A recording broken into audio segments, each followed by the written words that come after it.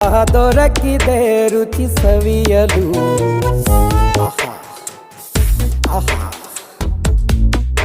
ಈ ಜಗವಿದೆ ನವರಸಗಳ ಉಣಬಡಿಸಲು.